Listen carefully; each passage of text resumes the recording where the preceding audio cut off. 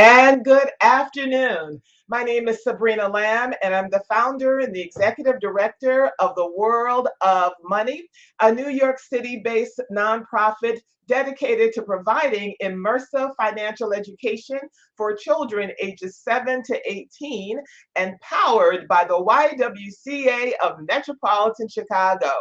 Happy Black History Month.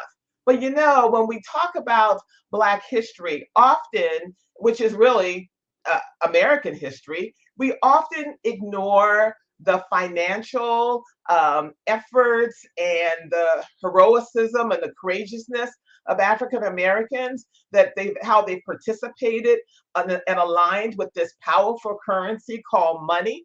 Well, today we have a very special guest for Money Talks at World of Money. And we are welcoming to the World of Money Talk stage Timothy Todd. He's the executive writer with the Federal Reserve Bank of Kansas City. His seventh book, because Tim has been at this for a long time, his seventh book was entitled Let Us Put Our Money Together, the Founding of America's First Black Banks. Today, Tim joins us to talk a little bit about that and a lot about everything regarding Black banks, to discuss his eighth book, entitled A Great Moral and Social Force, A History of Black Banks. And stay tuned because we have a gift for all of you. And also, if you have any questions during our conversation, please use the chat, whether on YouTube, LinkedIn, Facebook, or Twitter, because Tim is here to answer the questions that you may have. Welcome, Tim. Thank you so much for being with me. Joining you today. Looking forward to our discussion. Yeah, so, all right, so everyone who's joining us, just get ready to take a trip, because Tim, you're taking us through four cities in the US, and using the backdrop of which is a lot of the time in the US history in terms of upheaval. You use the US history as a backdrop for African American banks and the launching of them, what their experiences were. And you talk about and you share, you research the discrimination, the segregation, the poll tax, the denial of voting rights, early gentrification. Could you share with us why you focused on Richmond, Virginia? And we're all going to these cities over the next hour. Richmond, Virginia, Boley, Oklahoma, Detroit, Michigan, Chicago, Illinois, and Memphis, Tennessee. Why did those locations resonate with you for this book? So there's definitely other cities we could have looked at. Philadelphia, Washington, D.C., New York, all come to mind. What we were trying to do with this book is recognizing that, as you mentioned in your comments, a lot of this history is unknown to people and it's not been widely made available. And so what we were trying to do was present this in a way that would resonate with a lot of people, make it easily understandable. So we're not going to get into the economic world or the finance world, but looking at communities at key points in time where Black-owned banks were important catalysts of economic opportunity and growth. And so what we did is we decided one way to do this would be to move through history and then identify those cities that move or that align with particular points in time. So Richmond was really the dawning of Black-owned banks in the United States, and that happens after the failure of Reconstruction. So that's going to be in the late 19th century. And then from there, we move forward in time. So in the next time period, we focus on Oklahoma, and we can certainly talk about a town called Boley, Oklahoma, that was a significant town. A lot of people are probably unaware of. That happened around the turn of the century. And then after that, you had the increasing industrialization in the upper Midwest. So you had a large migration out of the South to Chicago, where they sought employment and jobs were more readily available. And then from there, really the next stage is the real sort of dawning of the civil rights era. And that happened in Memphis. And banks were hugely involved there. And then you sort of see the civil rights era continuing, sort of late stage civil rights era, later stage. I saw something the other day, someone said, we're still in the civil rights era. It's always the civil rights era. And I think that's a good way to look at it. But then we look at Detroit and kind of what happened there in the 1960s and later. So let's dig in. But first, I thought it was really interesting in the book you shared that rather than having a profit motive for bank African American bank founders, it was really their motive of having public service. What do you mean by that? So yeah, so one of the things that is interesting, and one of the things that I found when I looked at the very earliest banks, and then you see this continue through history, is, you know, people. So when you think of a bank, you know, it's obviously a business, and it's you know, it's there like any business to turn a profit. But what was interesting to me is that time and again, the people who founded the banks weren't sitting around saying, "Hey, here's a business opportunity." The way you might look at your neighborhood and think, you know, "Hey, we need a grocery store. I'm going to go open a grocery store because I can make some money here," right? So it wasn't that thought process. It was more of, we can help the whole community. We can create some opportunity in the community. We can help people save their money. We can lend money so people can buy businesses and do all those things. And that motivated them time and again, whether you're talking about Richmond in the late 1800s, or if you're looking all the way to what was happening in Detroit, even in the 1980s. So Tim, but why are Black banks necessary? Why are they important? Why are they needed? Right. Because So I feel, and I just want to say, just to use as a backdrop, I don't think that people are really some are getting why they are necessary. So could you talk about why they are from an economic standpoint and how they shape and impact Black communities? right. So early on, in these earliest banks that we talk about, you had a segregated economy, and that went on for decades in the United States. And so in some of the cities we talk about, for example, on the south side of Chicago, you had an economy that basically, you know, operated as an entity sort of its own there on the south side. That's obviously not the case today, thankfully. You know, everyone does business with all kinds of banks and all kinds of businesses. But one of the things that the research shows, and you go and you start looking at the data, is you see that minority-owned depository institutions, is what they're referred to, are MDIs. And a minority-owned depository institution is a Black bank, but it's also a Native American bank, Hispanic American bank, an Asian American bank. Those banks are more likely to be located within what we call minority majority communities. So these are communities with large minority populations. They are more likely to be lending to families for mortgages, so helping people buy homes. They are key lenders in particular to small businesses. So entrepreneurship and business startup and keeping small businesses functioning. These banks are hugely important in that area as well. You know, obviously people can save their money with any bank, but these are the banks that are connected to the communities. And what's concerning, just to kind of continue the discussion a little bit, is that the number of Black banks in the United States has been declining slowly for the past 20 years. And the data shows that when a bank closes in a minority community, it is unlikely that another bank is going to go open a branch in that community. So that makes it all the more important and concerning. So as I've said to everyone, Tim's latest book uses as a United States history, civil rights, human rights history as a backdrop. So what made it? I don't want to use the word easier, Tim, but they were able. Founders in the early as the 1800s, late 1700s, were able to launch banks. And why is it so difficult now? So one of the things, and it's almost kind of a joke, in the section where we talk about Chicago, someone points out, you know, at that time you could open a bank by literally painting the word bank on your window, and you were in business as a bank. And Jesse you know, Benga, right, yeah, I wrote that, yeah. right, and He you know, did open a bank that way. he did open a bank, a successful bank that was stable and did a lot of good for the community. Unfortunately, not all banks, and I'm not speaking about Black banks here, all banks weren't as well run. And so you had a lot of bank failures and a lot of problems. People lost their money in banks. We went through the Great Depression. And so after that, there was a recognition that there needed to be more regulation and more of a safety net behind financial institutions so people weren't going to be wiped out. And so that made it a little more difficult to create a bank, right? As far as the amount of capital that you need for that bank got much larger. The bank needed to be able to withstand a financial crisis. So you begin to see these regulations form. It made it a little more difficult to start a bank.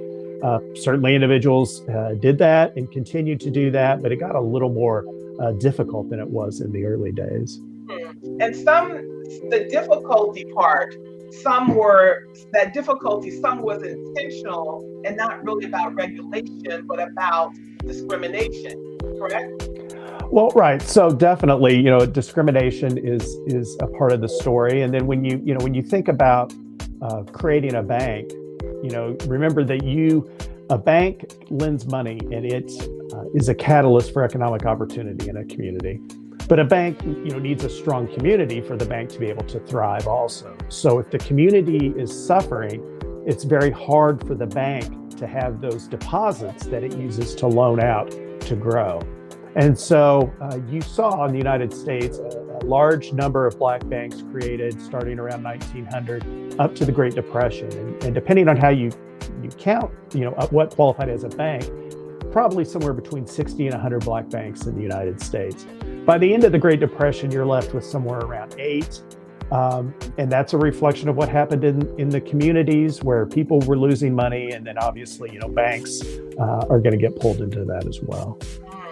And also with the absence of financial institutions, credible financial institutions in Black communities, often those communities have to rely on predatory services such as payday loans, check cashing, rent-a-center, title loans, and they continue to prop up and target these communities that do not have financial services. Right. So those types of firms are what we refer to as alternative financial services providers, and they are. Tim, that's a nice way of putting it. I was going to say that may be a little bit of a nice way of putting it, but these are the kind of places that, they charge a very high, often exploitive rate of interest. In some parts of the United States, they're much worse than other parts of the United States, depending on how active the state is in regulating those firms. But the research has shown what I think all of us have observed who look around our cities, that these firms are more likely to be located in minority communities.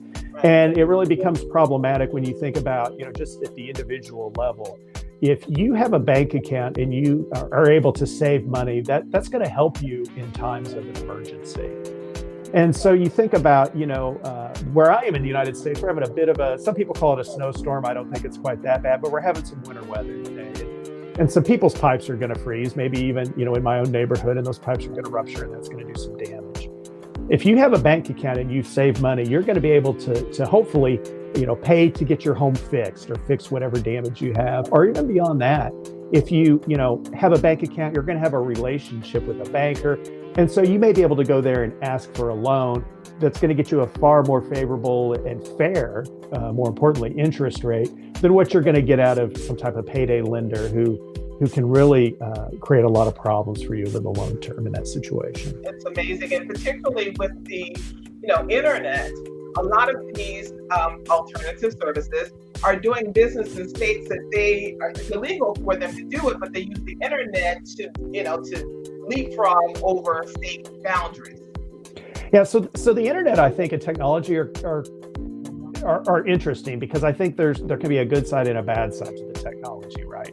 So being able to reach more people can be good, but I think people need to be more vigilant as they deal with these businesses and look at some of the things we're seeing being innovated right now in the financial system. People really have to be careful and think about what they're doing. I think technology can open a lot of doors, but it also can leave you vulnerable if you're not really careful with what you're doing online. So now often you hear many people talking about generational wealth. And I love the part in your book where you talked about William Pettiford, who launched his bank because he experienced or met orphans who did not have access to their parents' estate. Could you share that story, please? Yeah, so William Pettiford created a bank in Birmingham, Alabama, and he was a preacher down there, I believe at the 16th Street Baptist Church. And he recognized in the community, so at that time in Birmingham, you had an increase in industrialization. You had a growing Black population that didn't have anywhere to save their money. And so he believed very strongly that if you created a bank, people could save this money and then it could be loaned out to the community and create additional. he created the bank, but one of the things that really struck him was a story about a couple children who had been orphaned. And those children, after their parents died, their parents had accumulated some wealth. I don't think it was, a fortune, but certainly a significant wealth for them. And there was no way to pass that money to the children because no one within their extended family, so like an aunt or an uncle or a grandparent, was able to post a bond that was necessary. They didn't have the financial resources. And so that was one of the reasons that he felt it was important to create a bank to prevent situations from like that from happening. And we actually take the title of the book from that. Someone wrote about Pettiford and said, this makes clear that a bank can be a great moral and social force. And I thought that comment really resonated with what he was doing. And it resonated just across history, what you saw banks do time and again, whether that's in Memphis or the south side of Chicago or Detroit. I love this story. Now we're in Virginia now because Mr. Pettiford was in Alabama, Birmingham, Alabama. Let's go over to Virginia and all of that work, particularly done by Maggie Lee Mitchell. And I love the quote in your book where she said, quote, when any of us girls is advanced to making $50 per month, we begin to persuade her to buy a home. And as soon as she saves enough, the bank will help her out. This was in 1903. Tell us about Maggie Lee Mitchell. So first of all, one correction, her last name is Walker. Maggie Walker. Sorry, Walker. John Mitchell was another banker in right. Richmond at that time. So Maggie Walker is an amazing individual. Some people may have heard the name. They may not know why. She was, I think without question, the most prominent female banker in the United States for a good chunk of American history. She was involved with an organization that was called St. Luke's, and she created St. Luke's Penny Savings Bank. And basically that bank St. Luke's became an organization that did all sorts of things. So it had some businesses going on that it operated. It did a lot of charity work. And she was really engaged in helping people improve their living condition, improve their living standards and the opportunities they faced. And so she was very active in making sure that people who worked for her and that she engaged with were going to be able to take advantage of those opportunities. And so again, this is another case where you see a bank that's not just interested in making a profit or making a strong business case, is really more of a community uplift type of thing. She's really a phenomenal individual. If you have an opportunity to get to Richmond, Virginia, you can tour her home, which is amazing. They have a visitor center there. It's a National Historic Site. Her bank and some of the others, there were actually 5 banks in Richmond around that time, anchored a very dynamic area known as Jackson Ward in Richmond that was well known by many people, an amazing, thriving Black community at that time. So we're still in Virginia, and I'm joined by Timothy Todd, an executive writer with the Federal Reserve Bank of Kansas City, regarding his newest and his 8th book called A Great Moral and Social Force, A History of Black Banks. Staying in Virginia, often when we talk about economic boycott, it's always the Montgomery boycott, 365 days, where many African Americans walked to boycott and not want to economically support that local mass transportation system. But that happened actually earlier, decades and decades earlier in Richmond, and 4 Black banks financed an alternative transportation system because they were boycotting the Virginia Passenger and Power Company. Tell us about that, Tim. Yeah, so that's one of the things that I was certainly interested to learn about, is that, as you mentioned, you hear a lot about the bus boycotts, but there was actually a similar issue with streetcars that happened much, much earlier. Richmond was one of the places where that was a very significant issue. And it's kind of interesting to sort of think about this really as sort of the precursor to what we saw later, and you see some of the same things. And so what happened there is you had that similar discrimination on public transportation, and then the banks really stepped up and tried to figure out, how can we work around this? Can we create something for the community that if we pool all of our resources, that we won't have to rely on this other system? And again, this is a place where it really speaks to that community leadership role. It was so so much a part of the fiber of these early banks. And they're sort of looking at the community, looking for places where they saw need, and then how could they, because they had access to the resources, how could they step in and make an important difference? And there's right now in New York, in different parts of the country, there is political gerrymandering, redistricting, and so forth. That happened as well as, that's why Jackson District was created. That happened then as well. Could you share with us about that aspect in Richmond, Virginia? Yeah, so there's, so without getting into all the details of how the government system was created in Richmond, that ward was basically created and its boundaries were created to be primarily a Black district because that's where African-American families lived. It was not necessarily, it wasn't shaped, it didn't have like a square shape, it had sort of a shoestring shape. You can go there even today, and if you just sort of walk around and know where those boundaries were, you can really get a feel for how it was kind of spaced out. So that's how that district came to be. It was a political process that drew that district because there was significant Black population in other geographic regions of the city, and it was sort of putting them all together in that one ward or voting district. And we're taking your questions, everyone. And we have a question in the chat from David Youngblood. He writes, to what extent can or does the U.S. Treasury use African-American private equity owners and banks with taxpayer dollars to invest? Who gets to invest taxpayer dollars? So, first, I need to say that I'm part of the Federal Reserve and we're separate from the Treasury. So just to make that clear. So I'm not privy to nor involved with how Treasury makes their deposit decisions and where they put their funds.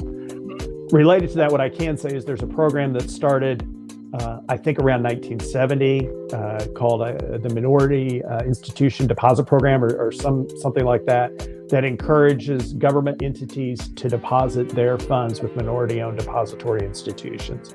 So this could be, your local government. Where do they deposit their money? In some cases, this, in the past at least, has been, the local post office. Where do they deposit their money? So there are initiatives in that area. I'm not involved nor up to speed on kind of where those things stand today. Got it. Could you point David to any additional resources where he could source that out?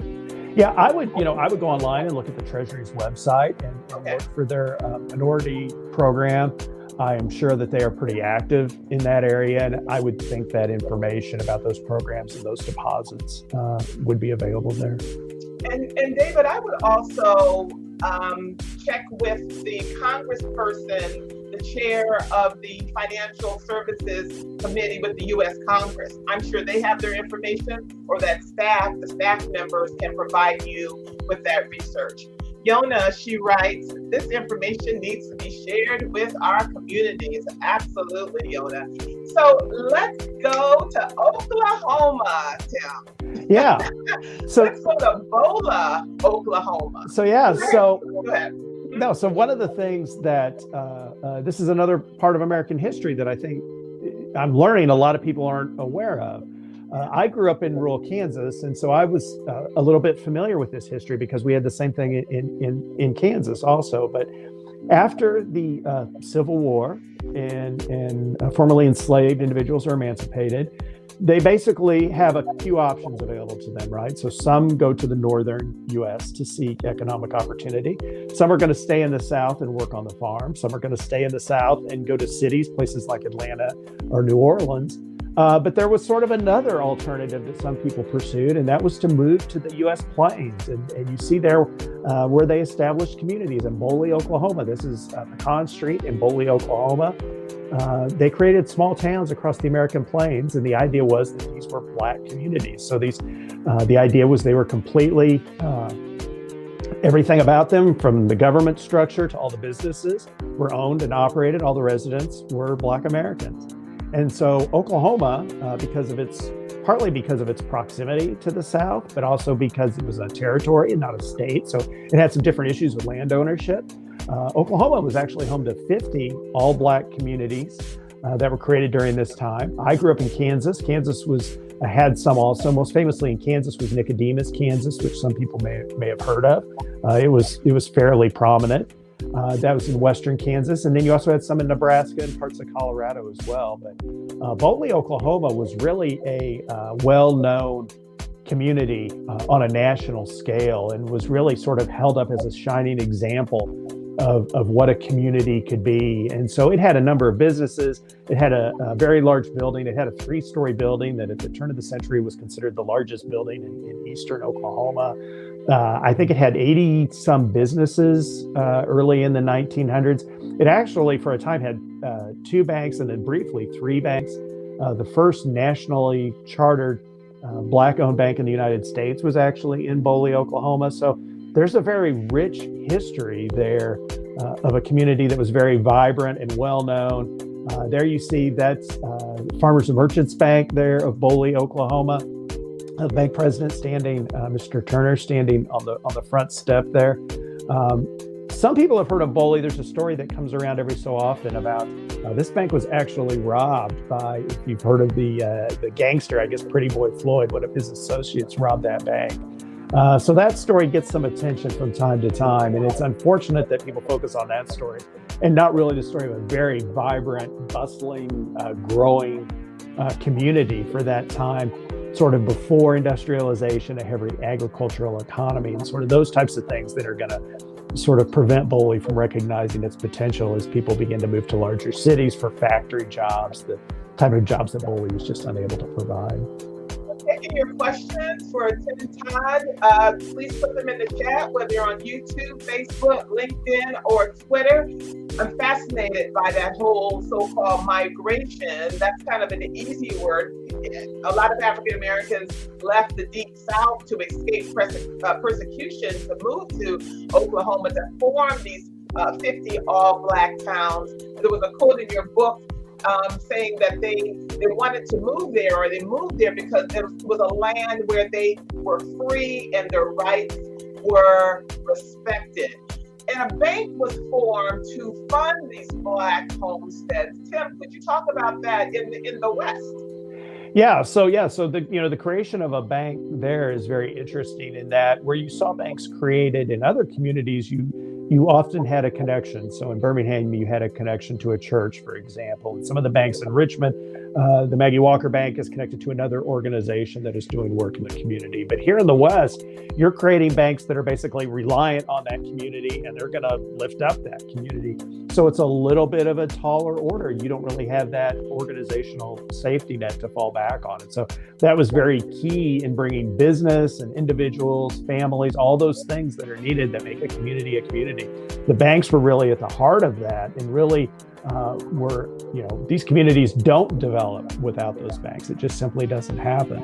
And I'd like to double back too, because you are exactly right when you talk about, migration is kind of a nice way of putting it. We cannot overlook that if you were a Black banker in Richmond, Virginia in 1890, or you were, anywhere else, largely in the United States for much of this history, you were at significant physical risk. And high-profile individuals who were running banks probably faced even more physical risk. And so we talk about that in the book, and it's a painful history, but it's important, I think, for people to understand that I don't think it's too much of an exaggeration to say that some of these early bankers were very heroic in the risk they were willing to take. And in your book, Booker T. Washington was quoted regarding Boley as the most enterprising and notable Negro town in the United States. Let's pivot to this history that I'm going to have to do more research on myself. The relationship between formerly enslaved Black people and the Native Americans, the Choctaw, the Chickasaws, the Creeks, and the Seminoles. That was a complicated relationship. And how does that connect with Black banks and economic prosperity? Right. So Oklahoma in particular has a very rich and dynamic history of all types of diversity. I think more than many people would understand if you haven't really become engaged with it. it's very complicated to sort of get into the different Native American tribes after they were forced along the Trail of Tears out of the east and into Oklahoma territory. Some of them, they were Southern tribes, and some practiced slavery, although slavery has a wide range of definitions, and you know, I don't want that to be misconstrued, but it was handled a very different way depending on how the tribe was structured. From what we think of as more traditional to maybe more, I don't even know how to really describe the differences. And so that allowed for access to some of the land because you had that Native American culture and that Native American bloodline for some individuals and families. There is a book written by a professor from UMass. Her name is Barbara Krauthamer, and it is one of the sources we used for the book. And she actually worked with us on this book. So I would go out and look for Barbara Krauthamer's book. I can't remember the title. I actually have it at my office and I'm at home today. But her book is a very good resource in explaining how the relationships in that intersection of Native American culture and Black culture came together in the United States. She's a real expert on that issue. Right. Well, in your book, you mentioned that the Choctaw and the Chickasaw kind of aligned themselves with the mindsets of the Confederacy, and the Creeks and the Seminoles were kind of liberal. But how did you weave that in terms of Black banks? So as far as, you know, I guess I'm a little, I don't know, it's a little difficult to explain as far as the question, but it's definitely an important part of it, and sort of understanding the community and the landscape and all the things that were going on at that time in that place. It's a very complex intersection of different cultures. Yeah. And it's hard to, I feel like I'm going to open a huge discussion that may derail us here a little bit, just because, and we have to spend some time in the book, a significant amount of time actually explaining it, because people sort of need that background to really understand how the community formed and how it evolved. It's a fascinating information. Absolutely.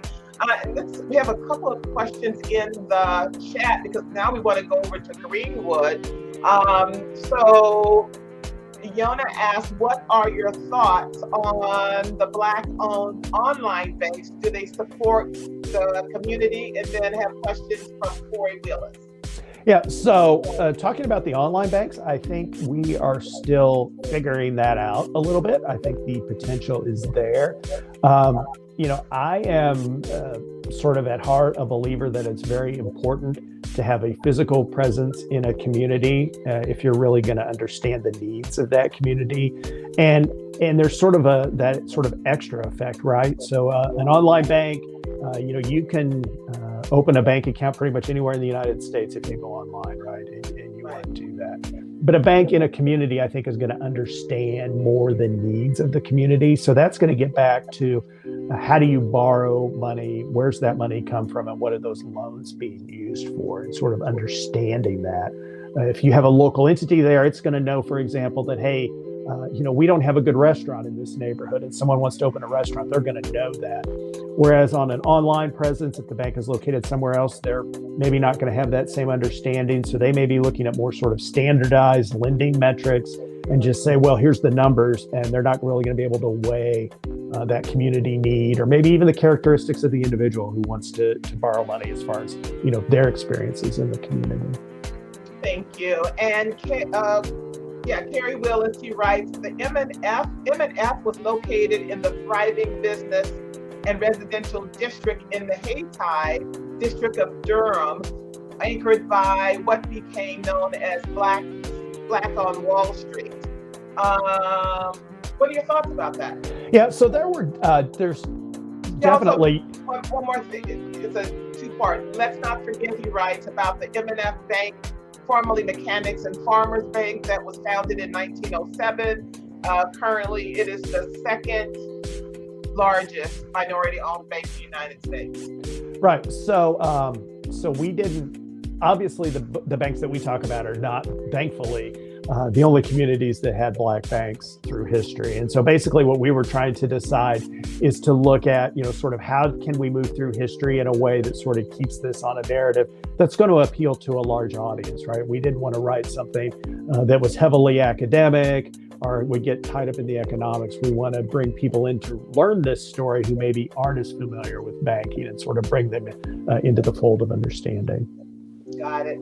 So let's go mosey over to Tulsa and Sure. Greenwood. You're the first researcher, this book, that pointed out a glaring omission when we talk about the story of Greenwood. Talk about the banks and how many people unfortunately lost their lives, how they're still not really being honored economically, the descendants. There was no Black bank there. Right. So this was something Wait a minute, Tim. That's a big deal. That is a big deal. And that surprised me. And we spent significant time making sure we were right about that before we wrote that, including, this was during COVID when we were doing this research, but we actually reached out and had people who were involved in historical work there, different organizations in Tulsa, and they actually went back through city business directories and business logs, cross-checking addresses and neighborhoods just to see, is there something we're missing here? And so that often catches people off guard, certainly did me. So to understand that, banks in the United States, no matter where we are talking about them, historically, most banks have been created in places where people don't have access to money. And so that means that the banks are created, or access to credit. They aren't able to borrow money. And so usually they have very little money. So they begin to pool that money together and then lend it out to the community. And so this goes all the way back to colonial New England. This has happened time and again in U.S. history. The Greenwood community in Tulsa was created in a very different fashion. And there's a couple things that make it very different than a lot of communities in the United States. There was significant wealth and good paying oil field jobs for everyone at the time Greenwood was shaping up. So that's at the time it was developing and it was population was growing. A lot of people were employed. Tulsa also for a time was much more welcoming to the idea of integration than some other communities were. And so there were Black individuals and families who had accounts with established white banks in the city. That was not, I don't know that it was the norm, but it wasn't completely unusual or as unusual it was in other cities. So that's also part of it. And then you have a couple developers come in who really develop the Greenwood community, and they have a lot of wealth. And so what you have developing Greenwood are a number of private lenders. And so not just among the founders, but then others come in, you have this money available. So it's a little different model in creating a financial system than what you're going to see almost anywhere else in the United States at that point in history. So the availability of money leads to a different economic model. That community grows, becomes incredibly vibrant and dynamic, and then it meets a horrible, tragic end. And one of the things that really stuck with me is that as the press reported this nationally, and they said people wanted to send donations, and where would they send donations? They actually sent them to Little Boley, Oklahoma, which was like an hour or so drive away, because that was the nearest bank that could handle this task. So definitely an interesting part of U.S. history, and certainly do not want to take anything away from Greenwood and what a phenomenal community that was. Absolutely, but it's a huge part of the story, and I'm so glad that you included it. Let's go up to Chicago, Illinois, with a story of Jesse Benga. And please, if you have any questions or comments, please put them in the chat, no matter where you are. Jesse Benga. Yeah. So Jesse's an amazing individual. So he is really, that sort of self-made man. He shows up in Chicago around the time of the World's Fair and basically sets up a little stand there and starts going into business. His family was from Detroit, where they had been involved in real estate. And so he learns a lot about not just the real estate business, but how do you take care of real estate? How do you, repair the plumbing when something goes wrong, or keep the electrical working, or what have you. And so he becomes eventually involved in Chicago real estate, and he's very successful in part because he's able to do all that repair work himself. helps some other people who have real estate by doing repair work for them and doing some building management type functions. Eventually, he accumulates a pretty good amount of money out of his business, and it's going to lead him into banking again in the early 1900s. And then he's really becomes a banker. Basically just describes part of what he was doing there. So you have significant racial violence there. And he is really at the center of making sure, like even things, he works to even make sure groceries are being delivered to the neighborhood at a time when people weren't traveling into the neighborhood or were afraid to because you had a lot of violence erupting.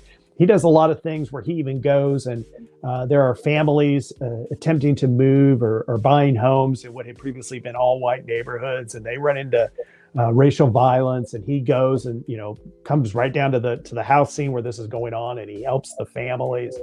So he really goes sort of above and beyond what you think of as a banker, just to really lead a community through some really difficult experiences. It plays a very important role there. Could you share a little bit about the Hunter Banking Company? Yeah, so there were three banks in Chicago around the time that there was violence there in, I believe, 1919. And so a couple of those banks actually end up going out of business. They had been formed in 1917 and 1918. And they, at the time that you have this violence erupting, a number of people who lived on the south side of Chicago may have been unbanked, or they had banks accounts with banks in other parts of the city. So Chicago at that time has some of the biggest banks in the world in the loop. And so people who were in the neighborhood did not feel safe leaving the south side to go and get their money. And so Hunter and another bank and Benga, to a degree, they began basically providing people with money to help them, feed their families and pay their bills and do all that type of thing, basically lending to them without knowing if those people are even going to be able to repay that or what money they might have in a bank account somewhere else. So again, this is a case where you see a bank putting itself out in a community leadership position. It's eventually going to create problems for Hunter because they're going to end up extended, and then there's going to be a turn in the economy, and all this is sort of going to come crashing down around the same time. So it ends up being a tragic story, but I think it's also one that shows the sacrifice that takes place at a time when someone needed to step up financially. Thank you. And while we're in the Midwest, let's go over to Detroit. What was your favorite, most impactful story or experiences coming out of that research in that city, with the backdrop of the Ford company and all the employment, and then losing that company? Talk about Detroit.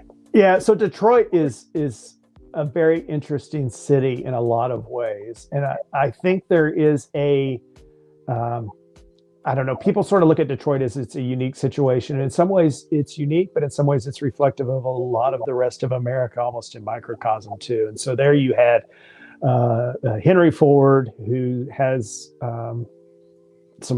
his views on race are I think well known and disturbing, but also, he paid his employees relatively well and created economic opportunity. So it's a very complex story with him. But Detroit was a key point for Black individuals and families, again, on the Underground Railroad. And so there's a very rich history there because it was a jumping off point to get across and into Canada, just across the water from there. And so there's a long history there. But there's a lot of things about Detroit that I think are really interesting and kind of fun. If you look at Don Davis, who ran a recording studio there and worked with Aretha Franklin and all sorts of people.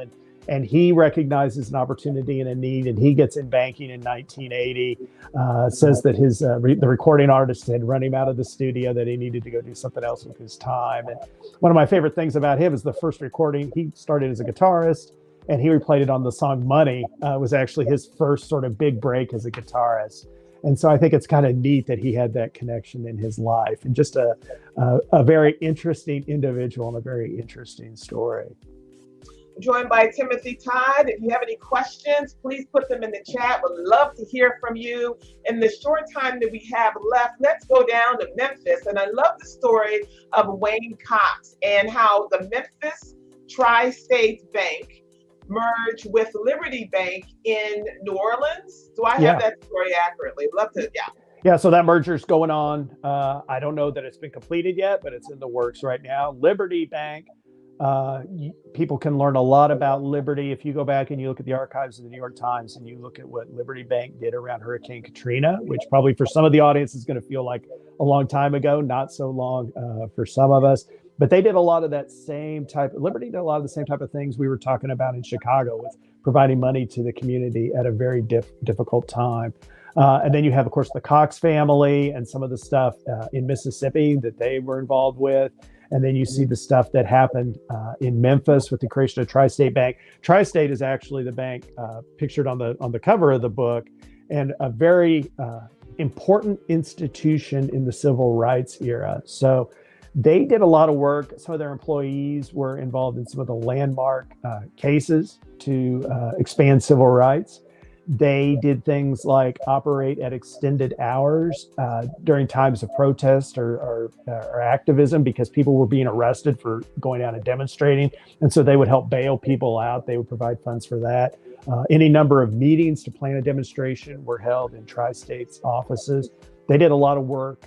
Also, there was an economic freeze that some businesses tried in that region in Mississippi to prevent Black businesses and families from being able to borrow money, or in some cases try to foreclose loans on them. And Tri-State was engaged in trying to provide credit to those families at a time of emergency. So again, it just keeps repeating that same sort of thing of, this important community leadership at difficult times on major issues. And I think one of the things people who read this book will be surprised by, even as much as we've talked about it, is how many events and things about from other aspects of U.S. history these banks touch on. Martin Luther King, Dr. King in Memphis, and you see the bank there with him. The last speech he gives, he's actually talking about Tri-State Bank. And so, there's a lot of connections to U.S. history, and that was one of the things we really wanted to do, is not just talk about these banks as sort of isolated financial institutions, but talk about them as part of a community and a broader landscape in the United States. Just amazing. So we're about to wrap up, but before we do, could you share the perspective of Andrew Brimmer, who he was and his perspective? He's African American. His perspective on the relevance of Black banks. Yeah, so Andrew Brimmer was a member of the Federal Reserve's Board of Governors. He was African American. He made some comments. Unfortunately, I think his words kind of got twisted initially when he talked about Black banks, but he raised an issue that I think, as we look forward and we start talking about solutions, that I think remains relevant in a way today. And that is that many of these banks, there are about 20 African American banks still in business today. They are small banks. And so they can make a big difference in their community, obviously, and we've talked about that. But when you start talking about the world more broadly, and we start looking for equality in communities that don't have those banks, sort of how can we achieve that? And so I think the issue he was trying to get at, it got a little misconstrued, is that other very large banks, the banks that have since become known as too big to fail, is there a way to get those banks to do more within these communities that need the help, is what he was trying to say. And I think the press kind of jumped on some things he said at that time and kind of spun it a little bit out of control. The press jumping on things? The press does that. But, I think, but related to that, I will say, I think, as we think about what can other banks do, all banks, not just talking about banks that have Black ownership. And I think there is a real need for all of us, and I'm including the Federal Reserve, everybody in banking and financial services. How do we bring more Black workers into the financial services system for employment? How do we get more people employed in jobs in banking and financial services? And then how do we, how are we able to expand better into those communities? I think that's something that one of the issues that people really need to pay attention to. And then also bringing into the banking industry. I think, when you think of a banker, what kind of image comes to mind? I sort of joke that it's like the guy from the Monopoly board, right? Like you see the guy with like a top hat and a monocle or whatever. But we really need to think about people who are motivated out of a spirit of community service.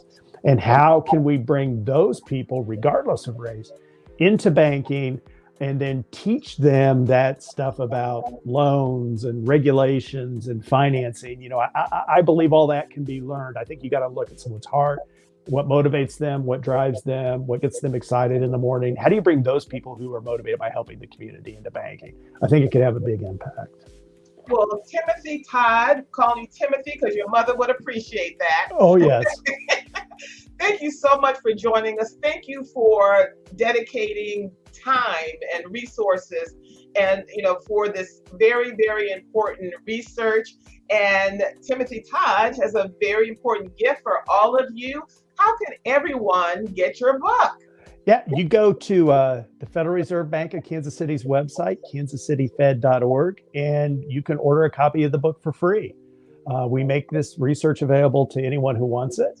You can go out there and you can download the PDF if you want to read it electronically, or you can request a book and we will put it in the mail for you. That includes the current book, A Great Moral and Social Force, and then also the book about the first banks, Let Us Put Our Money Together. We are more than happy to share those as an educational resource. I will tell you, we're a little bogged down in trying to get the printing, so it may be a few weeks as they're cranking these out as fast as they can. But if you go there, there's a form you can fill out, and we'll be more than happy to send it to you. Everyone grab the link or write it down, a free PDF or hard copy of the book. Go to kansascityfed.org. And for all of you parents, before we go, World of Money, we are registering online as well as in person for our 17th annual Youth Financial Education Training Institute. Just go to worldofmoney.org for complete information. Timothy Todd, thank you so much for joining us. He is the executive writer with the Federal Reserve Bank of Kansas City. His latest book is A Great Moral and Social Force, The History of Black Banks. Thanks so much, Timothy. Be well. You too. Thank you.